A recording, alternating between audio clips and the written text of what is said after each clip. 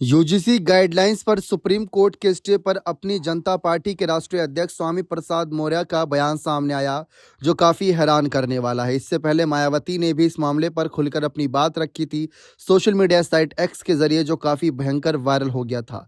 मायावती के बयान की तरफ लेकर चले उससे पहले स्वामी प्रसाद मौर्य के बयान को जान लीजिए। लखनऊ में मीडिया से बातचीत में स्वामी प्रसाद मौर्य ने कहा कि सुप्रीम कोर्ट ने यूजीसी पर जो भी फैसला दिया वह केंद्र सरकार की उदासीनता का दुष्परिणाम है। अगर भारतीय जनता पार्टी ने यूजीसी 2026 से जुड़े मामलों में ठीक से विधिवत पैरवी की होती, इसका तर्क समझाया होता और इसका औचित्य न्यायपालिका के सामने साफ तौर पर रखा होता, तो ये रोक नहीं लगाई जाती। लेकिन गंभीर मुद्दों पर भाजपा ने पैरवी की कोताही की, उसी के चलते स्टे मिला है। यूजीसी पर जो रोक लगी है, इसकी जवाबदेही भाजपा की है। उन्होंने कहा कि जिस तरह से एससी, एसटी और ओबीसी समुदायों को यूजीसी के नाम पर धोखा दिया गया, वह बहुत परेशान करने वाला है।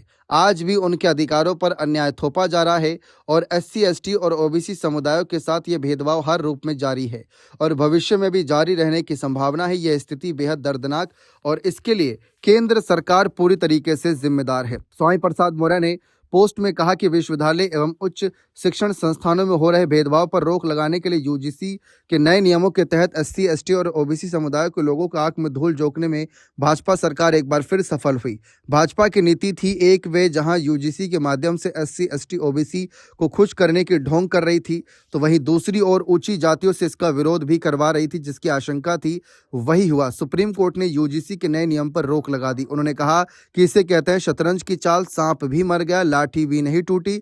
भाजपा के धोखे से सावधान रहने की जरूरत है। अब मायावती के अगर हम बयान की तरफ गौर करें तो मायावती ने सोशल मीडिया साइट एक्स पर पोस्ट कर लिखा था कि विश्वविद्यालय अनुदान आयोग यूजीसी द्वारा देश के सरकारी व निजी विश्वविद्यालयों में जातिवादी घटनाओं को रोकने के लिए जो नए नियम लागू किए गए, जिससे सामाजिक तनाव का वातावरण पैदा हो गया, ऐसे वर्तमान हालात के मद्देनजर रखते हुए माननीय सुप्रीम कोर्ट का यूजीसी के नए नियम पर रोक लगाने का आज का फैसला उचित, जबकि देश में इस मामले में सामाजिक तनाव आदि का वातावरण पैदा ही नहीं होता।